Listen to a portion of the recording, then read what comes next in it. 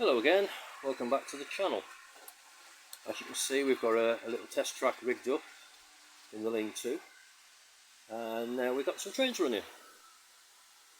This is actually the lower baseboard section that I talked about in my previous video, and this will sit underneath the main layout. And it's a bit of a nightmare to get in. It's 11 foot long, but it did come out as one piece. Anyway, the reason I'm just making this little impromptu video is I'm just trying to explain how this is going to work. Okay, so what I'm going to do is I'm just going to go over here.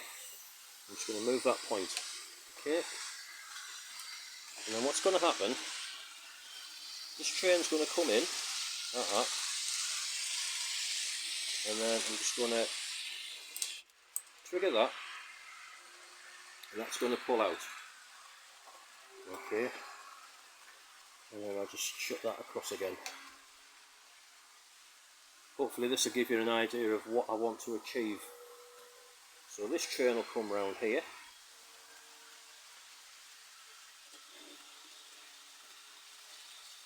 and then as it goes over this point, it goes down there. If I just do that, that should pull out. So that's how I want it to work.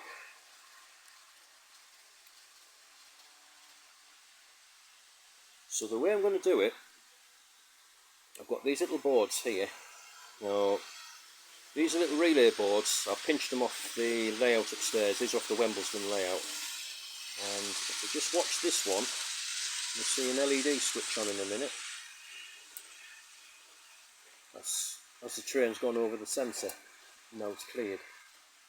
The sensors are actually these little photoresistor things that fit in the track, and it uses lights to operate it. So anyway, you can hear it clicking there.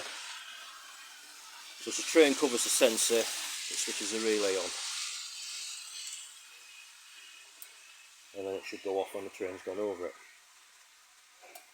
Now my plan is to use this relay to switch the control input to these boards which operate the servos. So basically the relay will close, it'll close the contacts on there, that will then drive the servo across to move the point.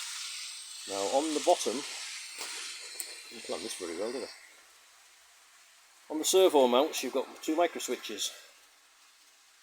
Okay, try and hold it still. So what will happen is when that moves across, it'll engage the micro switch, and then my idea is that if I wire the control input to the micro switch, this servo will keep the circuit closed. And if I wire them in a sequence, so basically if I go from that one to that one to that one, they should fire in sequence across. And then when it gets to the last one, if I use the last one to reset the circuit, it should go back to the beginning. So that's how this end's going to work. The other end, I'll have to do it so that as the train goes out and gets round there, it triggers another sensor over there, which will do a similar kind of thing with these to cascade the trains out of the yard. So that's about as far as I got with my thinking at the moment. I just thought I'd share a little video before I go any further.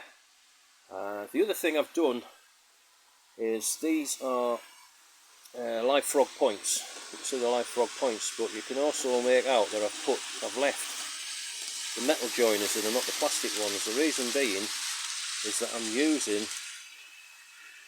I'm actually using the switchblades to switch the power to the locos. So the idea is the power is fed in here. These then direct the power down the rails to switch the locos. The other end has got the conventional insulated joiners in there, so that's a separate circuit.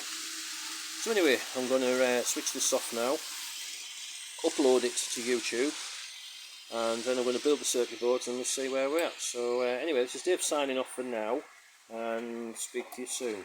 Cheerio.